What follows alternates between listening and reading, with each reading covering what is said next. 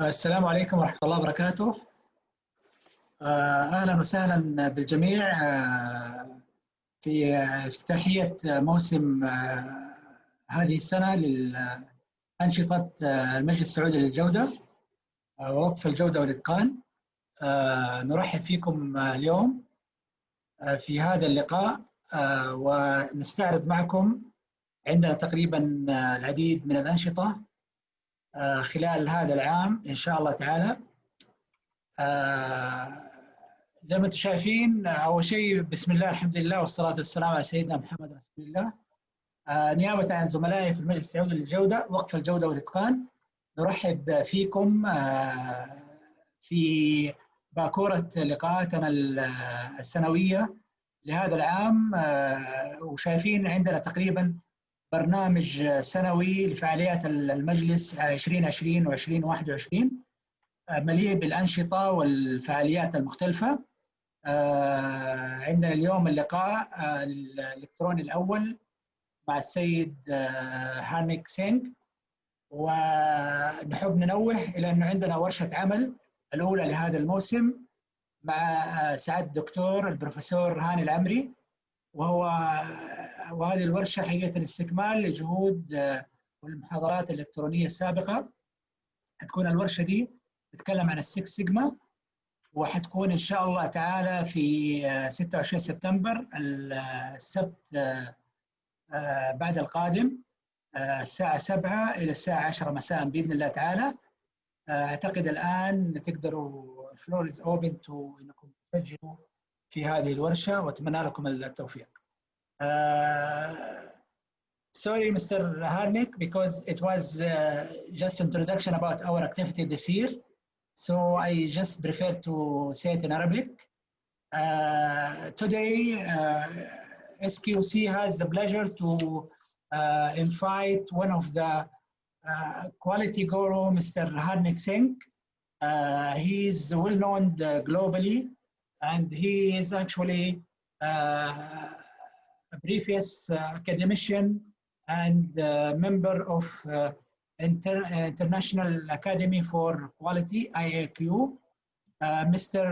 Harnik was the president of Asia Pacific Quality Organization, which is abbreviated as APQO. This organization actually considered as one of the largest quality organization in North and South America, and also in Asia.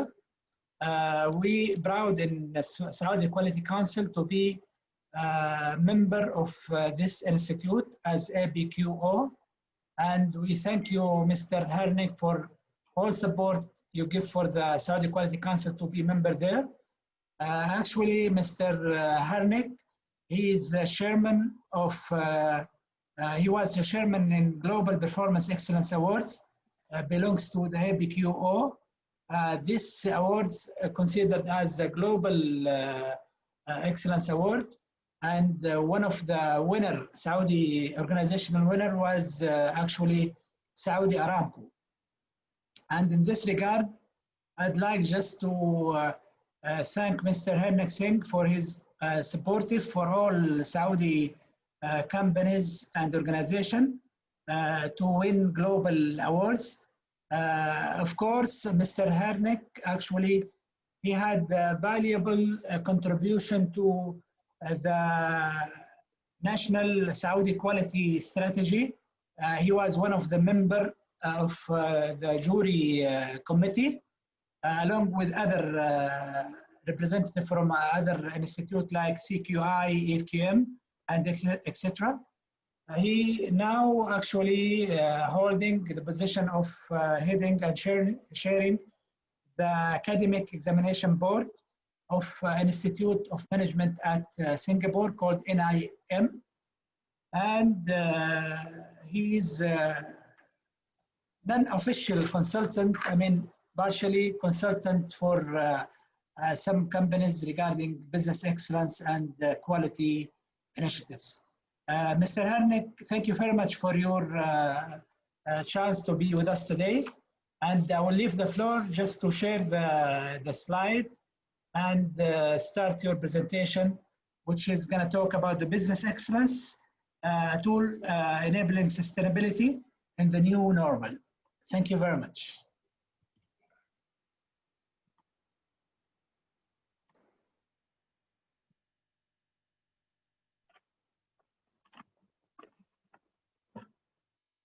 Salam, Basal Khair.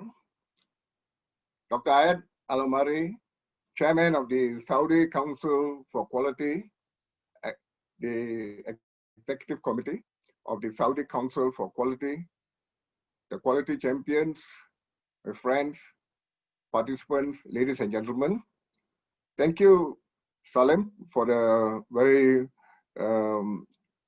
generous introduction. I would like to thank SQC for this opportunity to share at this webinar today. The SQC has been a key driving force behind the quality movement in the Kingdom of Saudi Arabia and also beyond. The very recent Silver Jubilee celebration is a significant milestone of the commendable progress made over the last 25 years. Dr. Ayed, and the SQC Executive Committee, comprising the quality giants and the champions, have all successfully engaged your various stakeholders and have successfully contributed in a big way to the Kingdom of Saudi Arabia. Dr. Ayed is also a good friend. He's also an academician of the International Academy for Quality and is well known internationally, regionally, and his thoughts on quality are very useful. And he's really a good partner to work with if you want to champion quality. So with SQC have contributed to the success of the King Abdulaziz Quality Award and the National Quality Conferences. In fact, the King Abdulaziz Quality Award and the National Quality Strategy, which you have there, demonstrates clearly the commitment to quality and sustainability, which is there in the kingdom. So if I may just continue to share my part, business excellence as a model, as a tool, is very, very relevant today. And many organizations who are enlightened and understand the model well use it effectively to enable sustainability.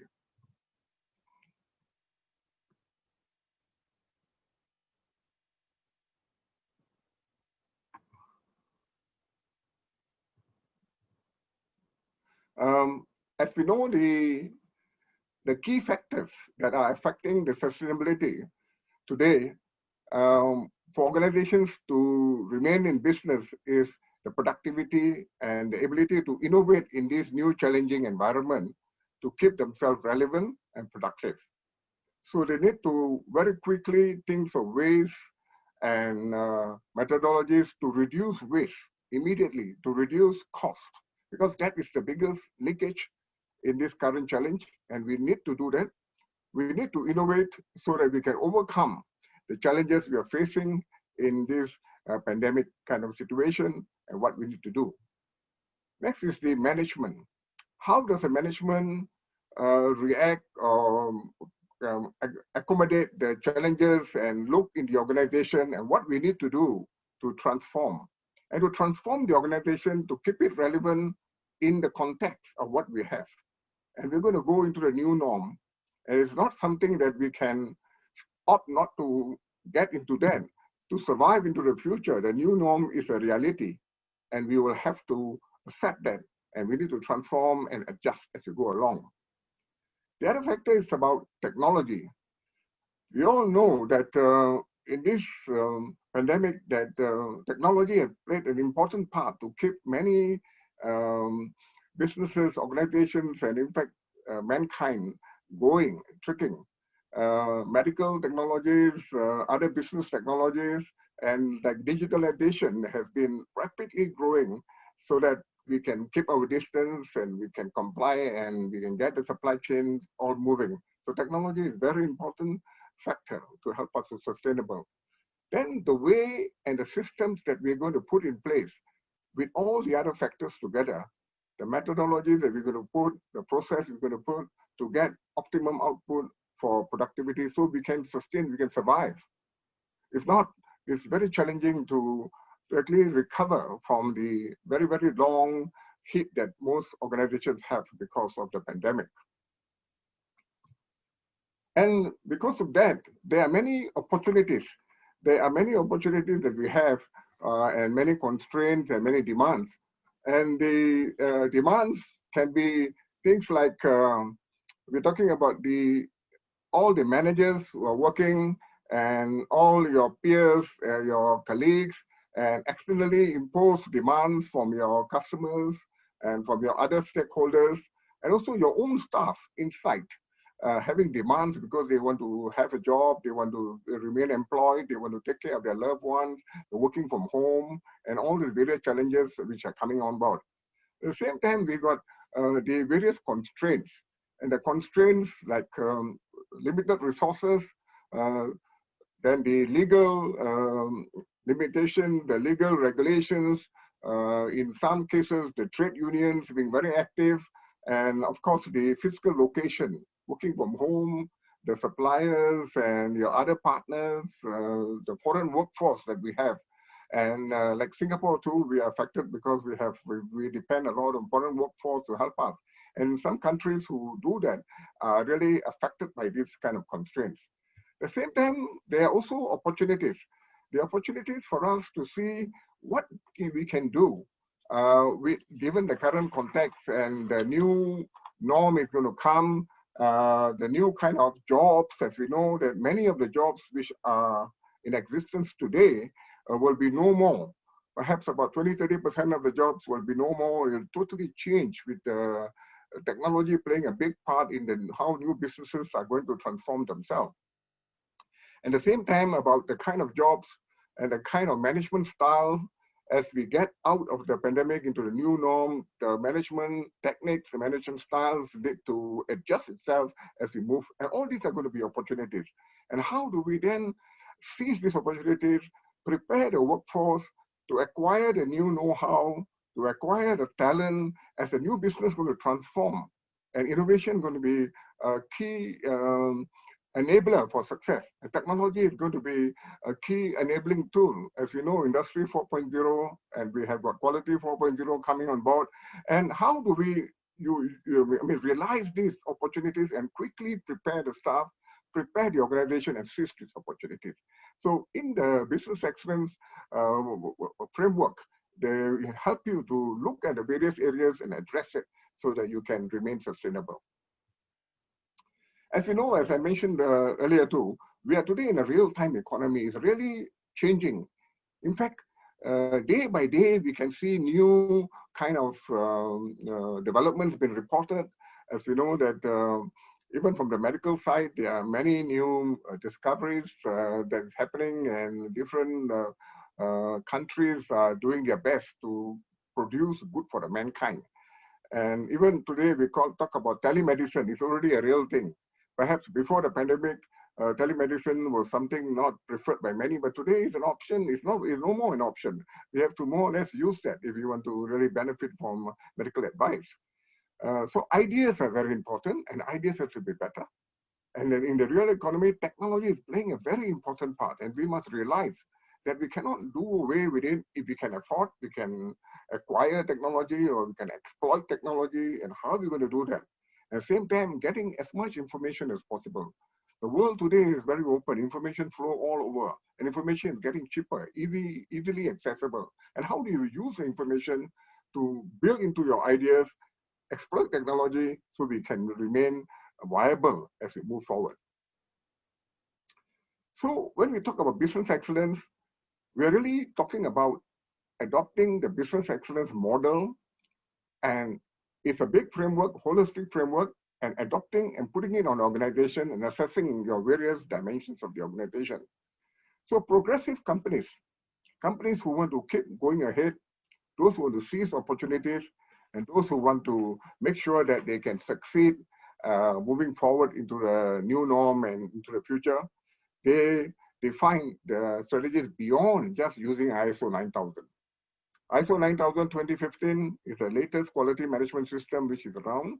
And also now people are using the business continuity system and things like that. We need to go beyond that. That is basic. Next, it's important for you to identify risks and opportunities. So with the COVID-19 pandemic situation, there are a lot of new discoveries, there are a lot of new developments that are happening. When we as human beings and mankind and experts and scientists are coming out with new and new ways how we can manage with that. Then we need to focus on priorities and objectives which are important for us post-pandemic. So because if we do not prepare for that, then we have a challenge that when the post-pandemic situation, you will be left behind. The competitors who possibly have started to prepare themselves earlier would possibly be already be one step ahead of you. And the very important part is to involve all areas of your business. So if you are in an organization, whether you are public sector or whether you are private sector or non-for-profit, you must involve all components of that business unit or of the business organization. Then it helps you to establish a common vision which everybody is aligned to that. And also for the mission, the purpose, we call it a mission. And also how do we bring in best practices, adapt best practices to make sure that we can do more with what we're able to do today. And the whole business excellence model will also help you to drive continuous improvement. We'll also ask you questions, we'll ask you where you want to go, how and what your objectives, your strategies are, so to facilitate your transformation. Help you to engage your people to innovate. So when you have a strategy that you want to have new products, new services, new capabilities, of course, innovation and technology and transformation will play a very important part in your organization. And we want to create value, we want to improve the business results. So from here, we can see that it's very important that a business excellence model must be adopted because it's a holistic framework of actually how we're going to do it. So the holistic model, as we know that what exists is that we have the emphasis of all the models, whether you are from different countries. We have about 55 countries with about 65 awards being given out in 55 countries. All have been embraced the business excellence model.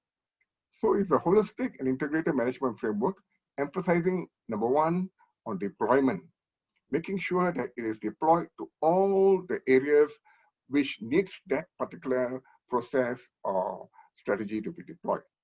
You must integrate those various departments and various sections and even together with your partners and suppliers or whatnot that you have together so you are in one and you can work very smoothly.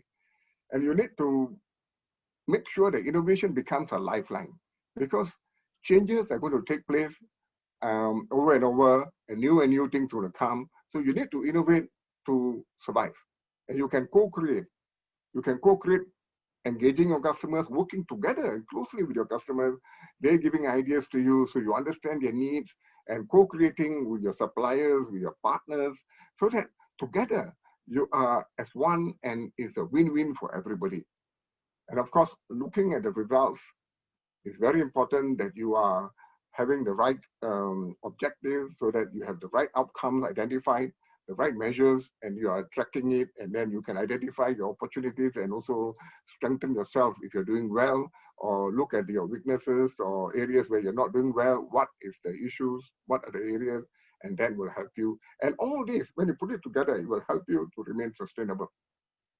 Because sustainability sometimes is misunderstood in today's context. It's only talking about environment or talking about eco-friendly.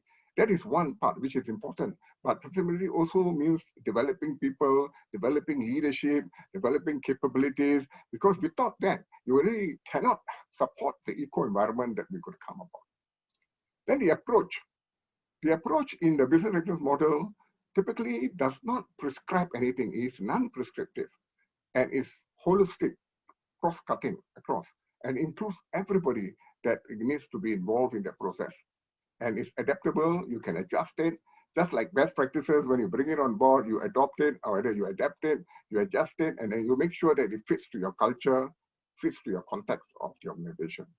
As you know that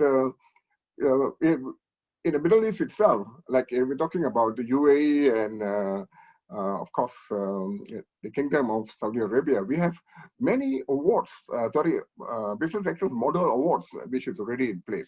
So it actually shows that the Middle East community is very enlightened, and they see the value in using the framework to help build their public sector organizations and help build their private sector organizations. And we find that in other countries too, like in the US, we find that they have the Baldrige model, which is also used by many other organizations and other countries, maybe Baldrige based. The European model is also very widely used. Then Japan is having their own model. Australia has a model. Singapore also has a model. You find that these countries were previously, they started in the GEMS, the Global Excellence Model, and then more and more countries come on board to share best practices. And today we have about 12 countries very actively doing that. And more countries are coming on board to learn and share all these models. The other benefit is about even if you don't want to apply for the award, and sometimes there's a misunderstanding. People saying that business excellence model is only for applying for an award.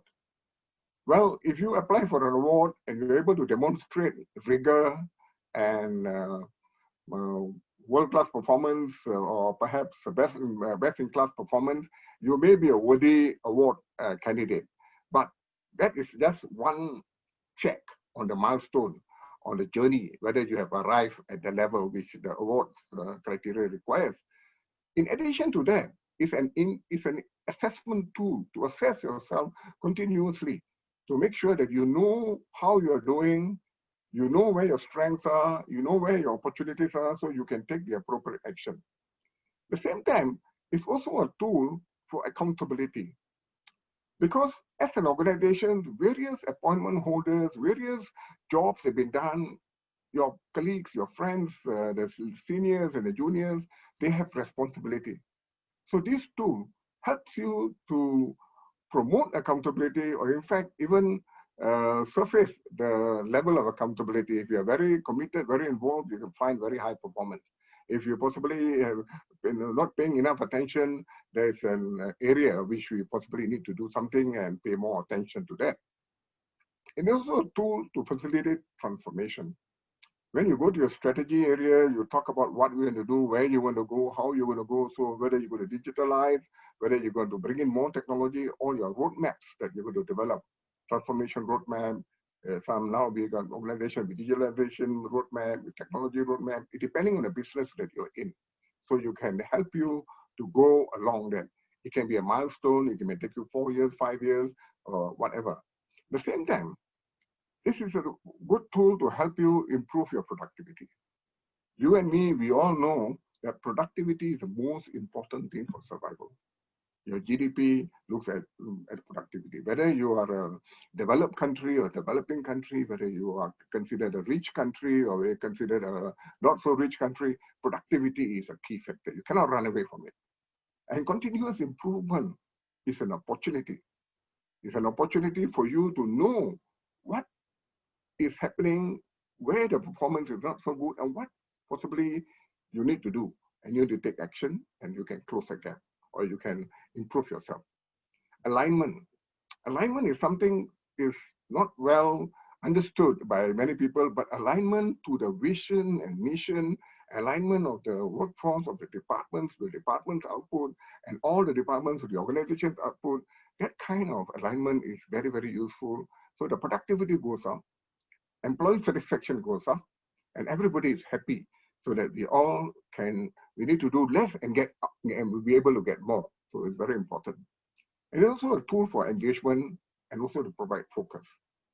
Because there are questions in the criteria that ask you about your colleagues, your workforce engagement, ask you about your customers engagement, ask you about engaging your suppliers, engaging your partners. So it's actually engagement is a strength.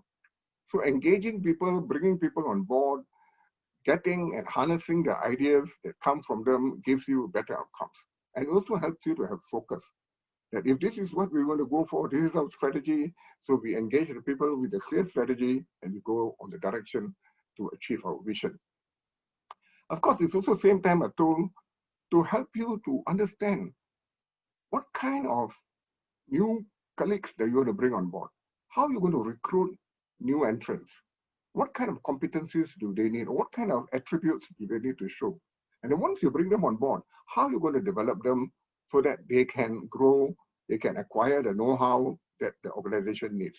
And then they feel good and they can grow with the organization. And then a tool that helps you to reward performance, recognize good behavior, good. So all of these are very, very important.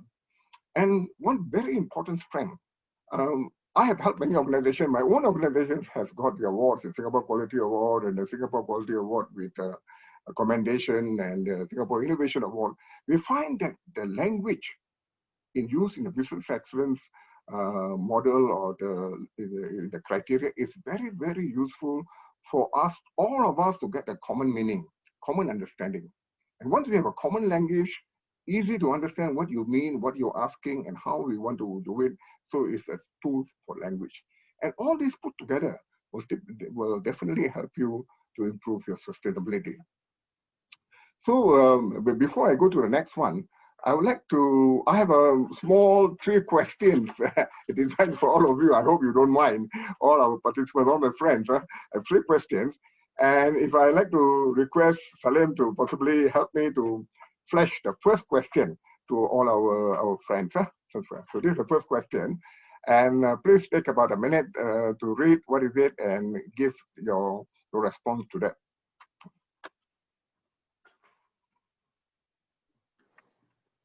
If you allow me, Mr. Harnick, just to remind everybody about the question and answer.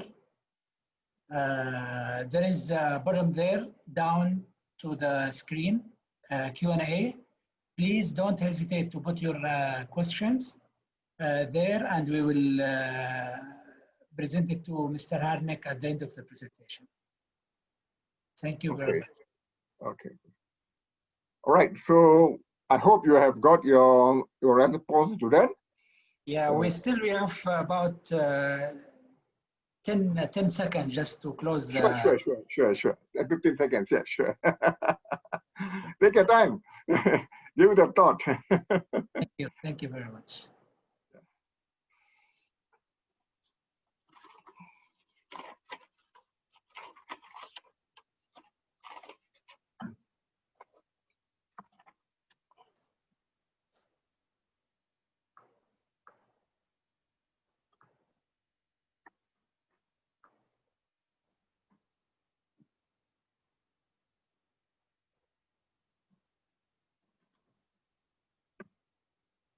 I think now I will just end the poll. Okay. Are we okay? Yeah. Okay. Okay. Thank you very much, everybody. I hope your response come in. We can look at the response in the cumulative form later. You see it? You see the data? I mean the outcome of their scores. There will be somebody who will be collating it later. No. Do you see it, or shall I share it now? If you can show it now, it'll be good. Okay, now it is there. You can see it, right?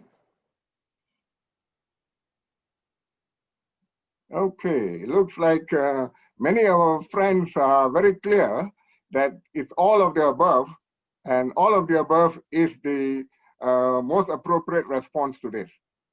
The others which have come in are all important, but collectively, it also creates value, improve business results once you deploy well. Well done, very good. 84% is the AA plus. Huh? Thank you. Thank you. Okay, we move forward. Okay, here is just a typical model. This model, I'm just referring it to the Baldrige Performance Excellence Model. With something like that, we find that from the 55 countries, there are many countries who have a Baldrige base, and there are many countries who have an EFQM base. And there are many countries who also have their own unique customized kind of model. But still, all the models will cover broadly the same criteria about the same kind of results. Only thing, the way they ask the questions perhaps is slightly different, the kind of core values or the principles they have. Broadly, they are about the same. 80% we can say they're basically, you can point them one to the other, all there. Okay, here we find that in the Baldrige model, you'll find that there are 6 categories. We have 3 that giving the direction in terms of leadership, needing to, have to lead the organization to and the strategy to help to get there, and the customer's needs have been addressed. The drivers are typically the people who are going to work to get it done, and the processes in place where people work in that, and then you deliver the results. At the same time, all of them need to get the information. They need to know what is happening out there. They need to analyze the information, analyze the results, the performance, analyze the strategy, the SWOT analysis, so that this knowledge can be used. And they're going to manage knowledge as information as you keep steering the company going forward. But the most important thing is the one on the top, the organization profile. You need to know who are you. Once you know who are you, and you have a very clear understanding of your profile and the context, then it is clearer and easier for you to work with the 7 areas, with 6 on the processes and 1 on the on the results.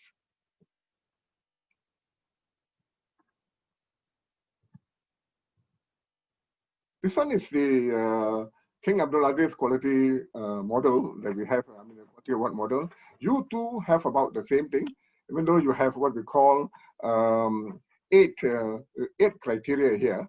The 8 criteria, they have 5 enablers, and you have 3 results area. So it's very clear, and just looks like there's a bit of a best practice adopted from Baldrige, a bit of best practice adopted from EFQM, and then you have actually put it together, which is serving your purpose in the Kingdom of Saudi Arabia. You actually, when you're working on this, you're also guided by the 9 principles of quality and organizational excellence, which you have.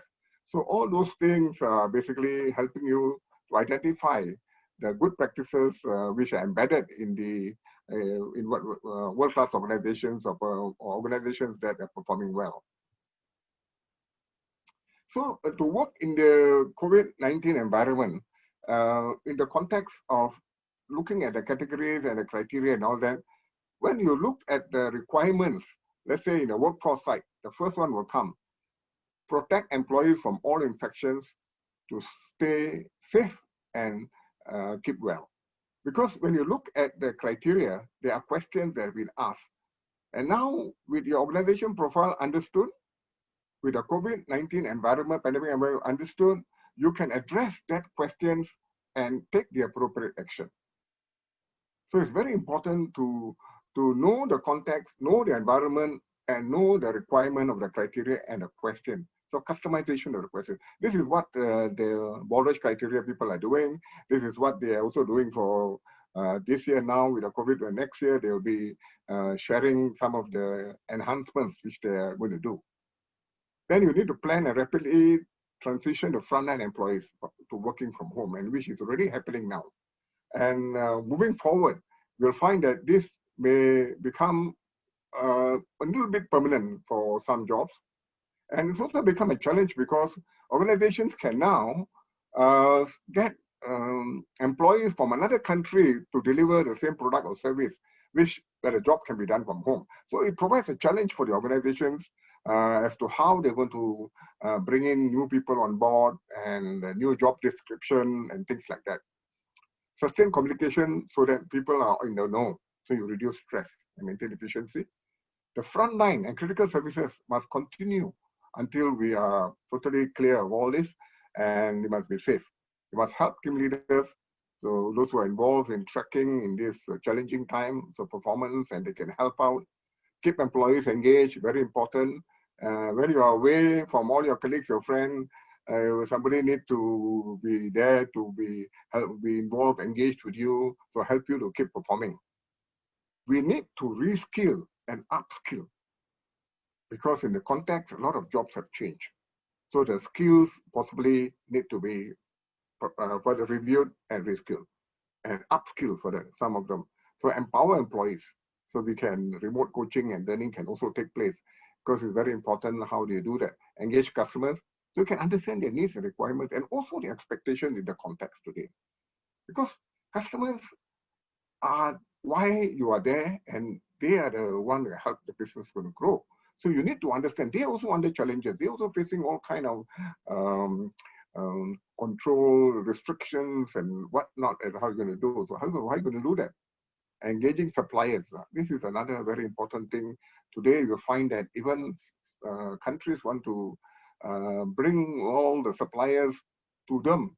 If there's manufacturing elsewhere, they want to bring it to in-country so that they make it smooth for them. So suppliers have been a bit of a headache for many companies when the pandemic broke out, and what happened after that, no travel, no this, all that. So there was a lot of issues on this area. In Singapore, in April, they did a survey on the skills that are in demand for COVID-19 during the pandemic. There's a lot of change in the landscape, a lot of change in the way works have been done. So the 10 adaptive skills that was identified is here, and 10 digital skills that were identified also here. You can find a lot of them are linked to digitalization, linked to technology. So it's very important for the new workforce, the new entrants, and in fact, even senior employees, aged employees, I mean, like me, old man like me. So we also need to enhance our digital skills so that we can continue to contribute and work together safely and happily everywhere. So they find that the criteria, as I said earlier, that basically is a framework that is used, and this framework helps you to make sure that you take an integrated approach so that organization can perform and results are there, and it's always ever improving. So the customers are happy, the stakeholders are happy, so the organization continues to thrive and you continue to move forward. You're able to have a long-term planning opportunity. How do you do that? An improvement of overall organizational effectiveness, because you use the information to understand performance, productivity, quality, so that you can understand how you are performing and your capabilities are able to deliver. And the competencies comes in to make sure that your capabilities are there and they deliver. So all this helps you to improve. And of course, you get this information, and this information helps the individual to know themselves, learn about themselves, and collectively help the organization to learn about the kind of workforce you have, the kind of competencies we have, kind of opportunities which are there. So it's organization learning and personal learning which actually takes place. So with this, I would like to request all my friends and participants to take the second question. There is a second question. It's a true or false question. So can we take the true and false question, please? So you take a minute or so, look at that, and please let's have a response. Mr. Harnik. Yep. You mentioned a model just a while ago with the title of BEBB. What is that? So that is Baldrige Performance Excellence Program. So this is related to Baldrige. Yeah. No, that is the word they use in US. Yeah, I know it. I know. They've got a Baldrige Award, but yeah. The model or the program is called Baldrige Performance Excellence Program.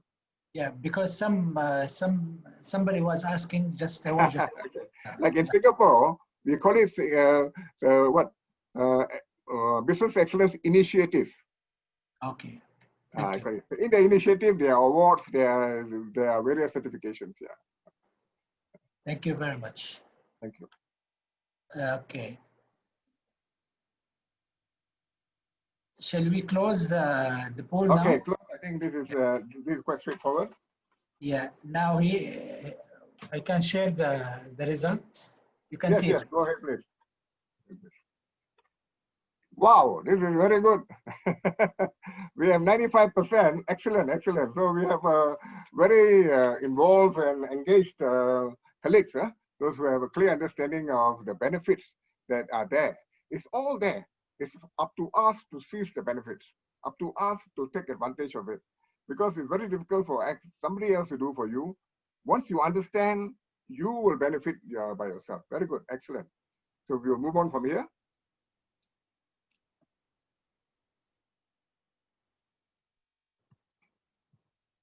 Okay, this just to share a little bit about the Baldrige.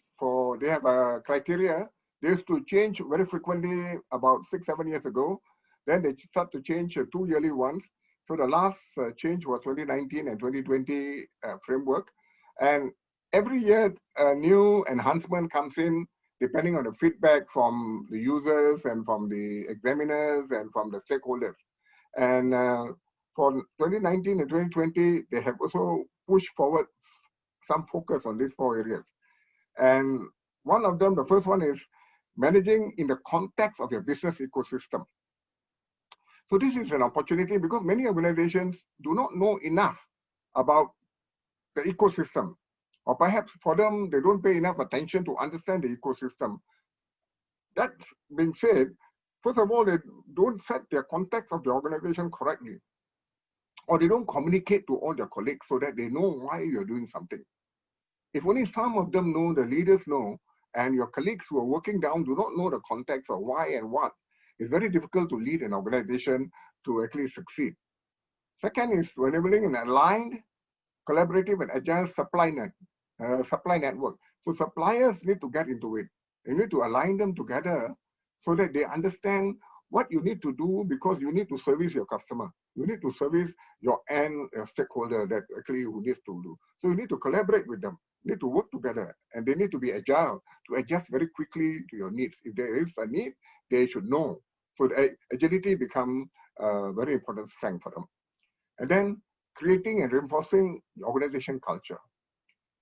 Strangely, from my experience, somehow or other, values seems to be something which people and organizations and all were talking about, but the specifics about culture, not enough attention was given to that, but now it is coming up. Do we know what is the organizational culture? Do you know the values that we have, how they're going to be translated, and how they're going to then demonstrate the desired behaviors in the culture which you want in the organization, so that the organization all can have a certain culture demonstrated and it can be seen.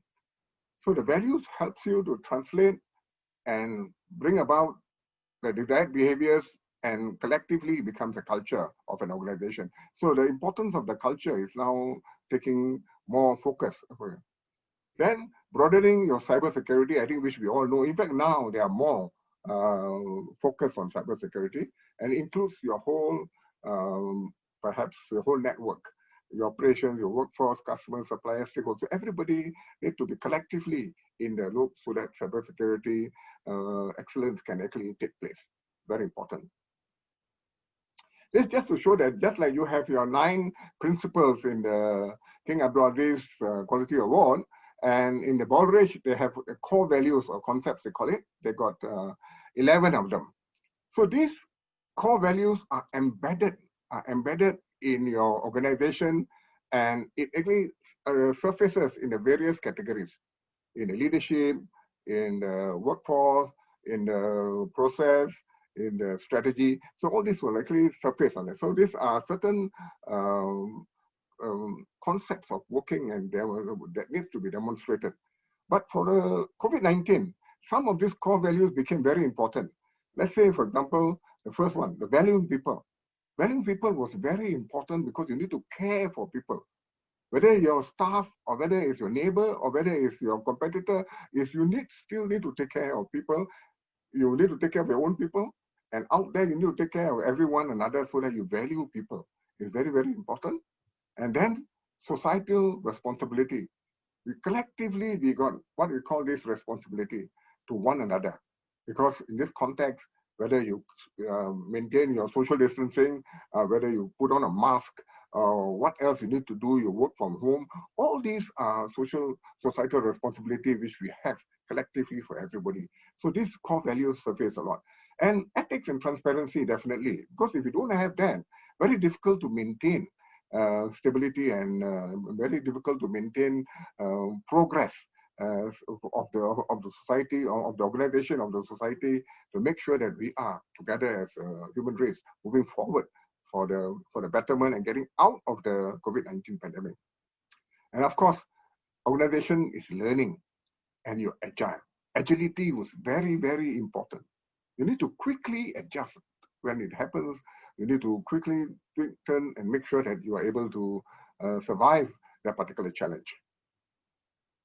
This just to show you that the Baldrige concept, they have the 9 core values in the center in blue, and then we have the 6 what they call process categories, and then we have the 5 results areas outside. So right in the center, you take a systems perspective, and then you have your core values embedded, and this can be demonstrated to your 6 categories, and then you can perform your results, and you can show your outcomes through your, through your results. This is a very important first part. And in fact, from my experience, I've seen in Singapore and also in many other places, I have a chance to do assessment overseas too. And we have seen that organizations don't pay enough attention to organization profile. Why? Because the answer we sometimes get is because there is 0 point given to this particular area. Because there's 0 points given to this, so it's not so important. So you just left it to the corporate comms or left it to somebody to tell you or give you information about what this organization is all about. But this is very, very challenging because this is a very important first starting point. Without getting your organization profile correct, you're unable to use the criteria, the model to assess yourself effectively. So you must get this understanding correct. So this sets the stage. The criteria helps you to ask the right questions in the different items and areas and the criteria requirements. That's how it comes up. So it's a starting point of doing an assessment, and also if you're applying for an award, it's also a starting point of writing a report and making sure you submit. When the assessors come in or examiners come in, they'll be looking at this to really done that. Then in detail is the basic information that we have in terms of what is relevant, what is important to the organization. This must come out in the organization profile so that the examiners can look at that, or you yourself can look at that to do a self-assessment yourself. It actually provides a snapshot of the organization, your key influences, how you operate, what are your challenges that you're facing, so you understood. So this information forms the basis to do performance improvement efforts, because this is it, and let's see what we can do about this, continue to excel and improve ourselves as we go along. So what we're going to do. So in the organization profile, there are some questions. There are some questions like what we have is your product offerings. What is it that you're doing? What's your business? Even these, many organizations don't get it right. So you must have this very clear. So your processes must be there to deliver that. Your mission, what it means, your vision, what it means, what values are there, and how this brings about the culture.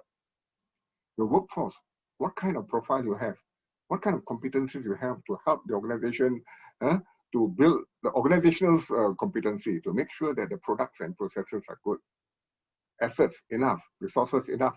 The regulatory requirements, your structure, your customers, who are your customers, understanding the customer requirements, who are your stakeholders, understanding their requirements, partners, suppliers, collaborators, all these must come up.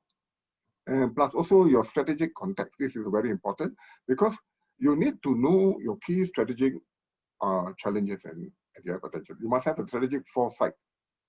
Where you're going, and then why the organization going that way, why the organization is taking this action, overcoming the challenges or taking advantage. What you're going to do. So this organization profile is an important part. It's a very, very important part. This is just the Baldrige one, which is just give you the score.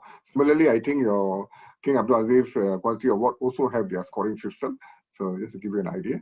So if we look at I use the Baldrige based model. In every of the categories, there are certain requirements or criteria requirements. So like here, we give you an example that if you go to leadership, they must be involved, they must set a direction, they must understand what is happening today. They cannot leave it, they cannot delegate, they have to be involved. They must have a strategy, you must set your strategy clear, your plan must be there, deployed, and of course, then you must make sure you understand your customers, because it helps you to make sure that you're able to service them, whether technology will help, whether digitalization will help, innovation, so what you're going to do. Similarly, about the workforce, training them, upskilling them, engaging them, making them happy.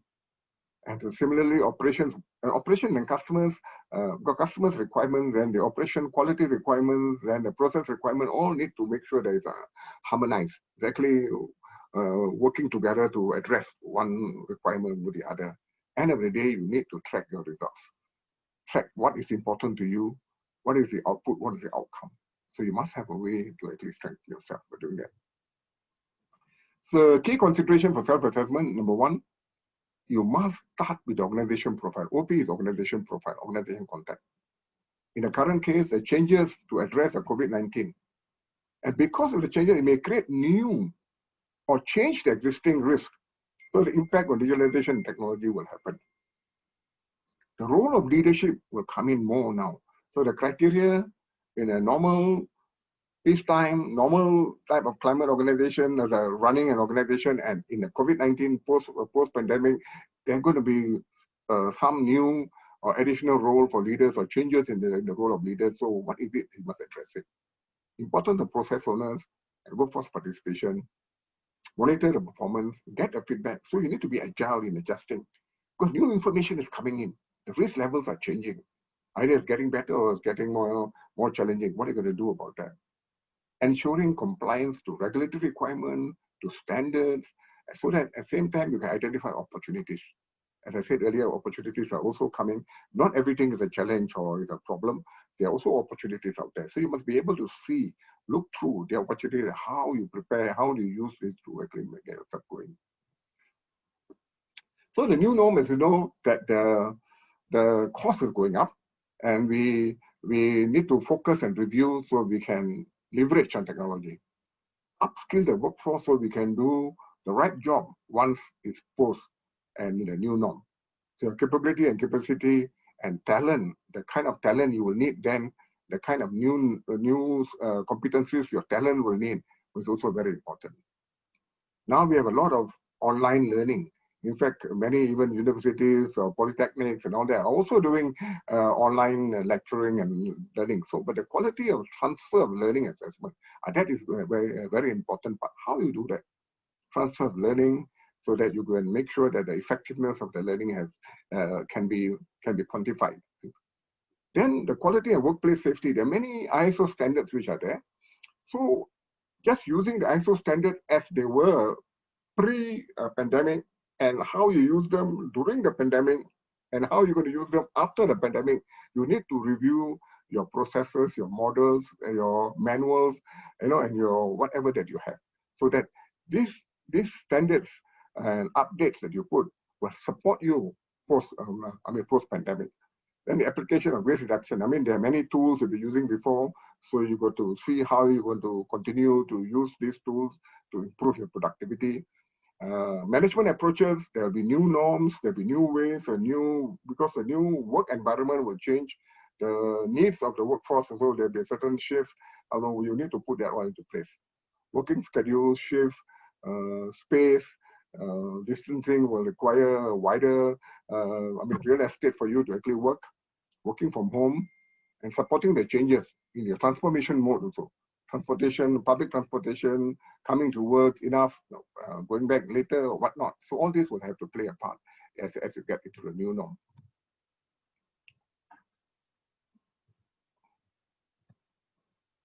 So to overcome the challenges and the thrive, there are basically a few things that just being suggested.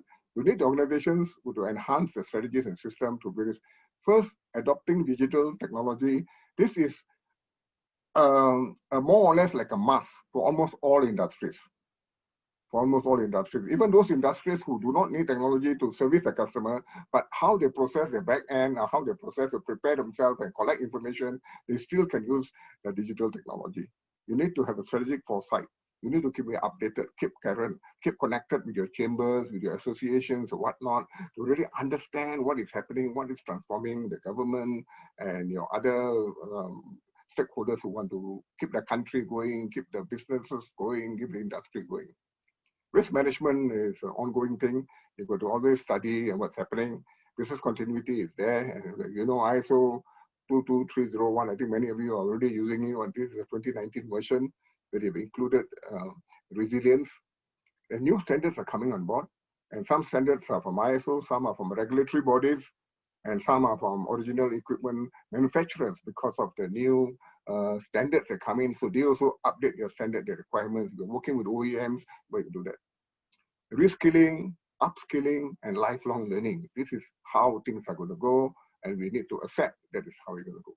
Mobile workforce is the other one, working from anywhere. So when you look at the category of workforce, So some of your requirements of a profile of workforce, if mobile workforce will actually get into the kit. So what are you going to do? How are you going to bring them on board? How are you going to assess their performance? How are you going to reward and recognize them? So all this will come in because there will be a lot of challenges from working from home and working in place. How does the supervisors assess performance?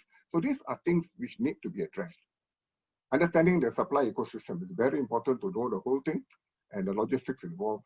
And we have many, many challenges that surfaced. Many companies, when they started in March, April of the COVID-19, there were a lot of issues. And now some things have been smoothened out, but still there's a lot more out there which we need to do. So coping with the challenges, some of the ways that we can do is to ensure continuous care for the workforce and their development in the new normal. You must care for your people. You must help them to grow, help them to acquire new skills they can develop. And you must react with the appropriate steps to the pandemic and the many new demands posed while you're trying to cut down your costs and improve your productivity. So costs you need to keep down because you may not be getting enough customers for your business and you want to improve your productivity. So all these, you need to take a complete picture, how you're going to address it. Creating more value for customers in the given context. So in this context, how do you give more to the customer so the customer feels good? If you understand the changing needs, customers also will also understand the changing needs of the suppliers or of their whoever going to service them and the expectations in the new environment. So you need to work very closely with the customer, co-create, keep your customer happy, and the customer will give you the feedback of how they feel so that you can work together. And taking stock of your processes, streamline your work processes, leverage technology as much as possible, digitalize as much as you can, automate, and automation is the other one which is coming up, and building innovation capabilities and talent to bring your organization forward post-pandemic, talent for people inside the organization to be able to galvanize everybody to lead people in the new norm after pandemic. It's going to be very different. So how do you going to do that? So you need to think about it and bring yourself forward. So some of the impacts of the shifting models. So we need to be agile and rapidly we must develop the capabilities to survive. How are we going to do that? Very quickly change, very new to strengthen yourself, build your capabilities so you are able to keep going. Review your capabilities that you have pre-pandemic related to your strategic and your organizational processes. Basically, what you were doing before in terms of products or research or then your product redevelopment, new kind of products. So you need to revisit that. Identifying and working with new partners in the new ecosystem. Your previous partners may have their own challenges or may have some other kind of things to do. So your new partners come on in the new ecosystem because it's evolving. You cannot say, oh, let's go back to the old way. I mean, that is not going to happen. So we all know that. Then review the strategic decision, making that create value such that the dynamic environment by manipulating available resources. You have limited resources. And into a new value creating strategy that you're going to have, how you're going to channel these limited resources to that so that you are able to create value in that way. It's very challenging, easy to say, but you need to sit together, understand what is happening out there, understanding the ecosystem, understanding your organization, and then you possibly may get some idea of what you want to do. And setting a new equilibrium. Post-COVID-19 situation will bring forth demands which underlie the organization's strategy. So the strategy before and a strategy when pandemic happened, and strategy which you are now looking at what you possibly want to do as you move forward, all that need to be taken care of. How are you going to organize yourself, your structure, the processes, even including your core values. The kind of core values you had before and now you're going to have that will help you to bring about the culture. You need to revisit that. And controlling and division of power. This one should not be ignored. Where the power going to come from, which area, kind of leaders and kind of stakeholders. So you cannot ignore all these things. Very, very important for you to do. So before you go there, there's a test 3. Can I request that test 3 be taken, please?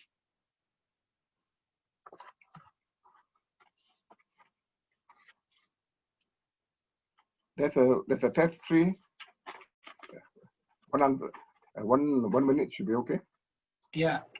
You want us to show the poll number 4? Yeah. Shall I show it now? Yeah, yeah. You can. I mean, the last test. I mean, test question 3. Yeah. Okay. Can you just read it for people, please? Yeah. So please, everybody needs just to take an answer for these questions out of 5 options here. While they're responding to this poll, Mr. Singh, can you just, somebody is asking about the assessment tool used for the Malcolm Baldrige award. Yeah. You know, radar they're using in the FQM.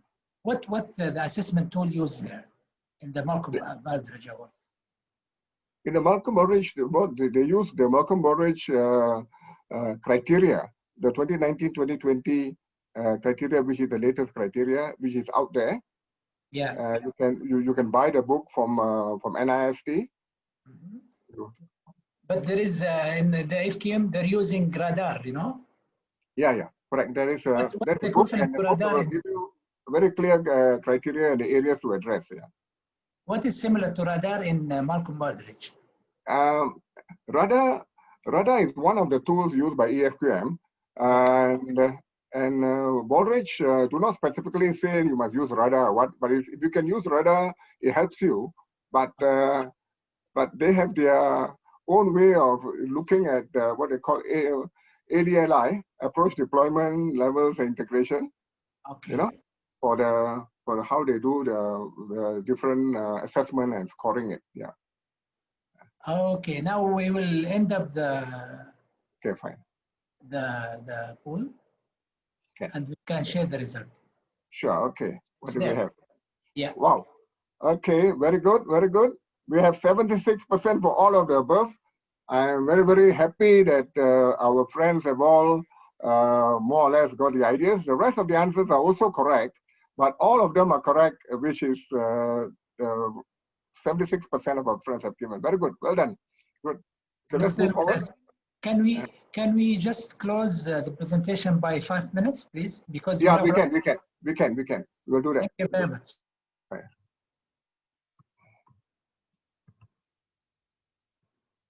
Okay, this is just to say that we need to be future ready. Yesterday, we are having problems with the pandemic, so we are trying to enable ourselves to be ready. And today, we are trying to engage all our colleagues, our stakeholders, to be ready to prepare ourselves to move forward tomorrow. And tomorrow, we'll enrich ourselves to actually strengthen as we move forward. So it's just to say we need to evolve, we need to move forward. So sustainability typically can be by using the business success model. There's one of the desired way of doing that. Anything else can actually fit into the model. Here, there are just 2 models. One is EFQM, and one is the King Abdulaziz Quality Award. We have the Baldrige, and we have some countries who have customized. So it doesn't matter.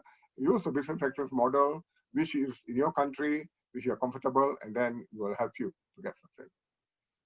If you look at the ISO, which many of us are also using the ISO standard, you'll find that even in the ISO standards, it is also very clearly addressing the areas, and perhaps not so deep as a business success model, but broadly the topics or perhaps the criteria in the business success model is also addressed by ISO, but it's kept at a very basic level. So you really want to go up and excel, use a business success model to steer and to help you go up. There are many other standards ISO have, which you can use to put into your model, into business success model. And these are just some examples of standards which many organizations tend to use, but they make it silo. But my suggestion is to look at these standards, look at the 9,000, the 14,000, the 45,000, and put it together into the business success model in the various categories where it will make sense. Like the anti-bribery will make sense in the leadership category, right? So where you talk about compliance and things like that, where you come there. This is just to say that we need to take a holistic view. And you need to assess an organization. You have many, many ways of assessing. You can use the KAQA criteria, you can use the ISO criteria, and you can also use the ISO 9004, which is gives you guidance to how to sustain success. And it is already available since 2018. You can use it as a check you. And many other management system standards, even the JCI, Joint Commission, and even the 56002, which is the Innovation Management Framework introduced last year. You can use many of these to help you to assess. To improve, there are many best practices out there, and then you can control, go back to your standards and put your new standard for your organization and put it there as a new performance. But to succeed, it's very important that the context must be understood. Organization profile must be understood. The leaders must all be involved. That are key. It's a foundation for you to actually succeed. So there are 6 steps for you for business excellence. Make is business excellence, the way you work must be led by senior leaders. Very important. Integrate business excellence into your strategic planning cycle and your transformation map will also be actually connected if you have a transformation map. Have a clear, articulated strategy, clear deployment plan of these strategies, and clear outcomes measures that you need. Then it's easier for you to know whether you're making progress. Customize and develop an in-house industry criteria knowledge. Even the business excellence model, which is in a way still a bit generic, you can customize it to your industry, you can customize it to your company, to your organization, but the criteria broadly are there and you can tweak and make it relevant to your context. Incorporate the ISO standard regulatory requirement into the model so that it complies. Collectively, you take a holistic approach. And of course, remember, you must start with the organization profile. So you must set the context right. Once you set the context right, very easy for you. Then everything else will fall into place. 3 magic pills to help you stay relevant, improve productivity, transform and innovate in the new norm using your BE journey. First is active leadership with a clear organization profile and clear strategic objectives. Secondly, workforce, customers, suppliers, and co-creating value. You must understand the customers, your workforce needs, help them develop, help them grow. Understand your customers' needs and expectation and co-create with them. Suppliers working together. So this is one way to succeed. And you must realize that the importance of digitalization is there. You need to get into it. Automation is the way forward. And to make sure your processes are robust and the measures shows how the organization is performing. So in conclusion, in the last slide, firstly, hands-on leadership and total participation is important. Must have a clear strategic foresight. You must groom your leaders and groom talent. It's very important for you as you're moving forward. You must embrace new norms. You got no escape. That is the way the whole world is actually evolving. Have clear business processes and standards. Review and make sure they're relevant in the new norm. Requirements and performance must also be addressed. So to make sure that it's performing in a new norm is really something is where you want to exceed and excel. You need to reskill your people. You need to upskill them. And you need to leverage on digitalization, leverage on technology. You must make innovation a lifeline. And you must look for best practices, adapt it, adopt it. And this will help you to make sure that you're sustainable. Business excellence is a tool, it's a powerful tool. It's up to you to customize it and use it, and then be sustainable into the future. Thank you. Thank you very much. Thank you, Mr. Harnik Singh, for this valuable information. I really enjoyed, I'm sure everybody here, we have a lot of people attending the workshop or the lecture here, and they're enjoying it. And this is why I just pushed it up at the last, because you have a lot of questions to be raised. Very interesting. Thank you very much. Appreciate it. Do you hear me? Is there any question? Yeah, the first question is talking about how do you describe the impact of Business Excellence Award and models on the Singapore competitiveness and the economy.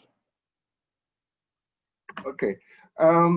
Singapore's approach for using the business excellence model started in 1994.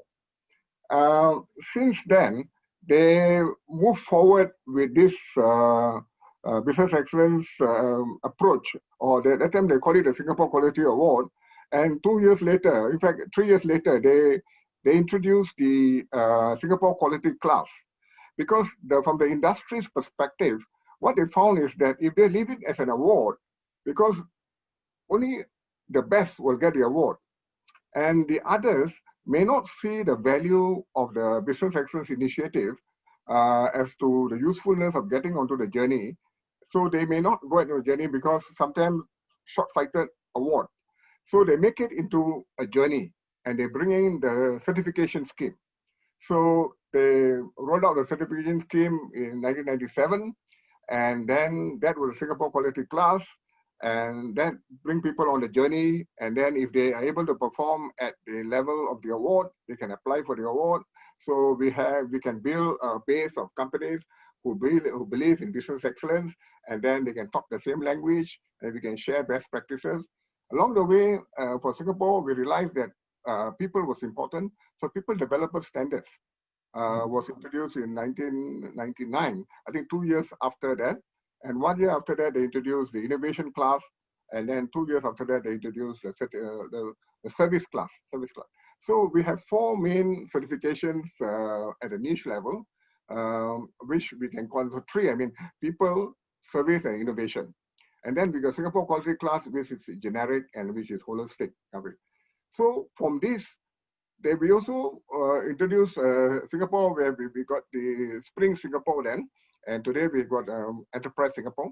I mean, they have the Singapore Quality Award Council and the Singapore Quality Award Management Committee. They're all very enlightened people. So they see that to get the industry together, it's important to introduce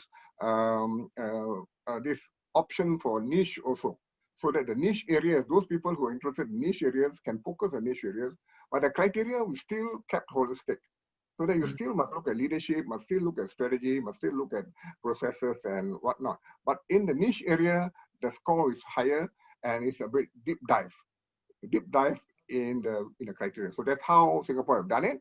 And we have about 100 over award winners, and we have about 1,000 over certified companies.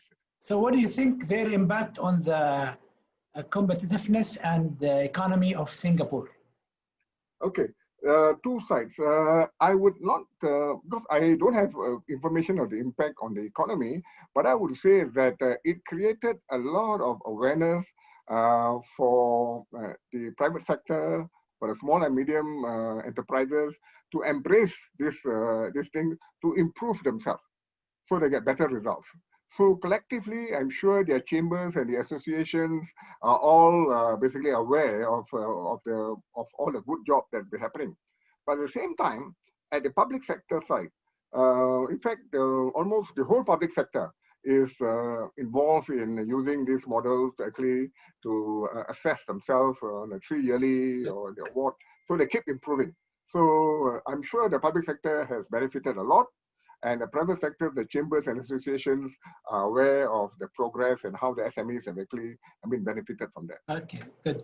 From your contribution to the National Saudi Quality Strategy, what's your advice to Saudi quality managers to cope with the Saudi Arabia 2030 vision and play an enabling role in this journey?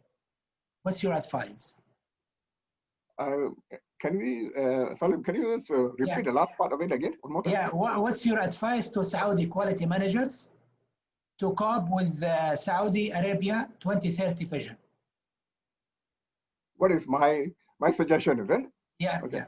I would think that Saudi Arabia has a lot of talent. You have a lot of good people, a lot of capable people in Saudi Arabia. SQC, the Saudi Quality Council, SASO, you all be working together, and many of you in all these quality giants we have there. I think you have a lot of knowledge and a lot of capability to value add to the Kingdom of Saudi Arabia's enterprises to actually be better.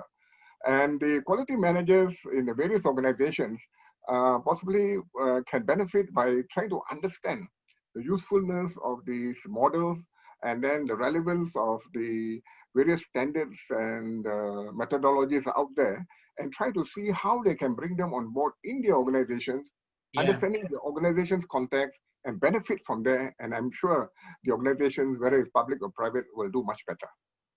Yeah, this actually, I always see you are linking the human factor and the talent as an important element for business excellence. So we all agree that the talent management is very important. From this, how can you suggest and how can the National Business Excellence Model, GACA, King Abdulaziz Quality Award, can help organization to be prepared to the future job demand?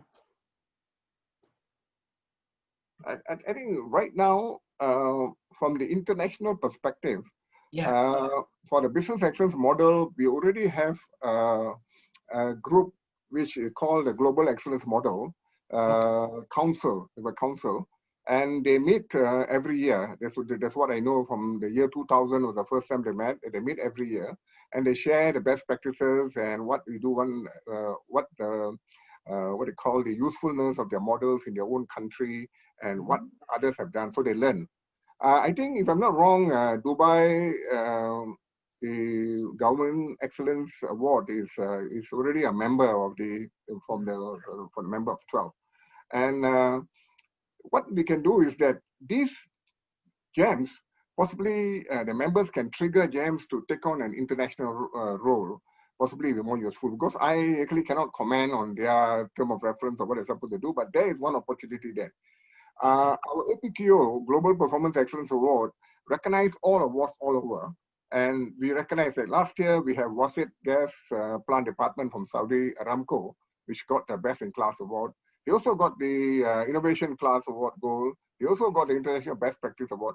So in Saudi, actually, like Aramco, they are very, very high-performing organizations. They're very good organizations. But how do we bring them into a model where there's international recognition? I think the only platform I can think now is our GEMS. I'm not aware of any other body which have representation from an international perspective. I think that would be very important, Okay. You know, Mr.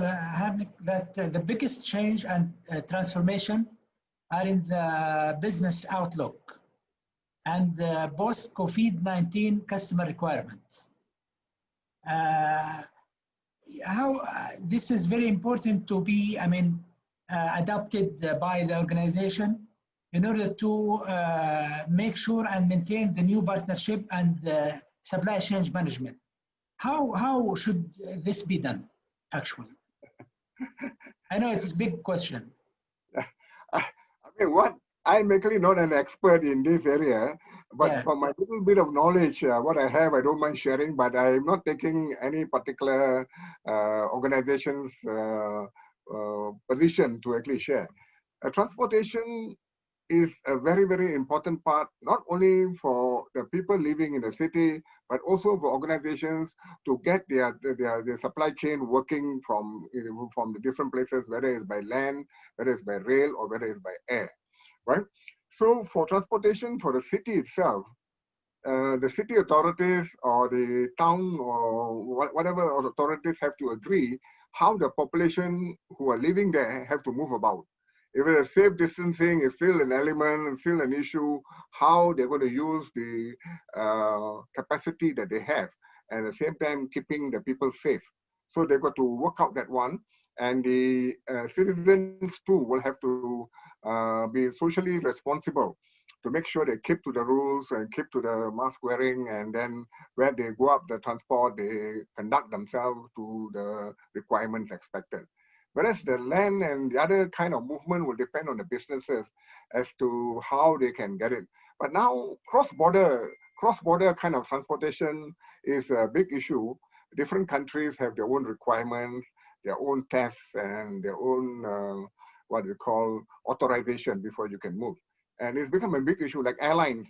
You kind of find that airlines, those who are flying passengers are today carrying more cargo because they have no passengers because they want to survive. So against the transportation, even like the sea-going transportation is another big headache because those carrying cargo, they may have business. Those carrying passengers, they basically have to stay offshore. I mean, just stay afloat somewhere. I mean, so it's all very different. I'm sorry, I don't have the answer to that, but this is what. Yeah. Yeah, I think with COVID-19 changes, a lot of setup is changing actually. One of them is the way we are doing our business. Now employees, they're doing their business from long distance. Yes. So right. We need just to pay focused attention for the new work home normal. And how do we create the new paradigm of offices in the home? This is a question. Any recommendation for this?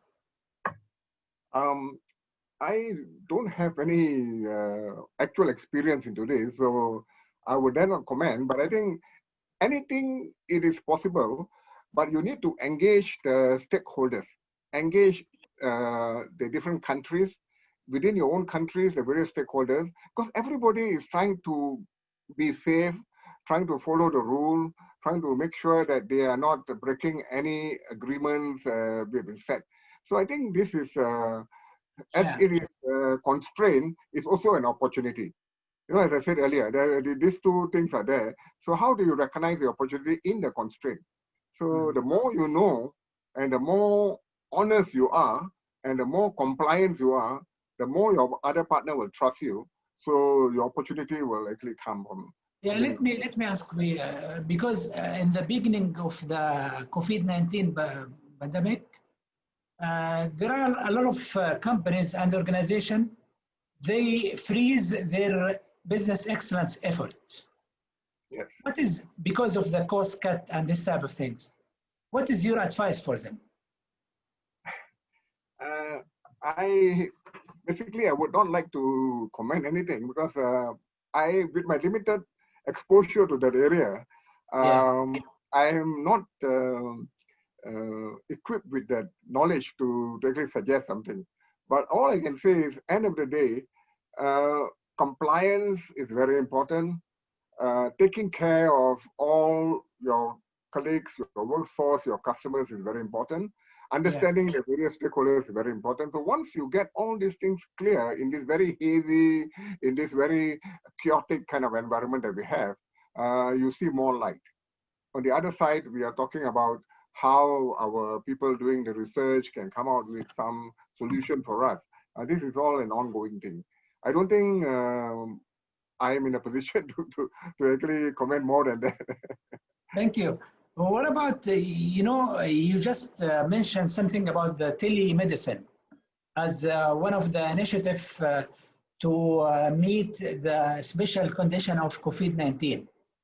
Yeah. Do you have any other example that showing a gift of COVID-19 to business excellence? I would think, you see, as an organization, if you are a healthcare organization, and of course, then you have got patients and you got all those who are your customers, and how do you take care of them? So telemedicine will actually come in from that perspective as to how do you take care of your patients, how do you take care of your scheduled outpatients, and some of them may not need to come to the clinic because you go through the challenges. So you can do telemedicine to actually solve some of those scheduled visits and actually prescribe regular medicines and things like that. But I think more and more organizations are seeing value in the telemedicine, and the transportation is reduced. The clarity of asking the questions to the medical officer or to the specialist is there. So if it's necessary, then you need to go in. If it's not necessary, you can possibly get your response and prescription on through telemedicine, and you can go and get your medicine. I think that actually saves a lot productivity, and you don't need to touch, and you can stay away, safe distancing, and all that. Can we have the last question? Because somebody is asking about the innovation role for business excellence. What is that again? The innovation role for business excellence. Innovation role, is it? Yeah. Okay. You see, in business excellence is basically a model. I mean, we say business excellence criteria is a model that address all part of the organization. And innovation is an enabler to help you to become better, to be more innovative, to be more creative.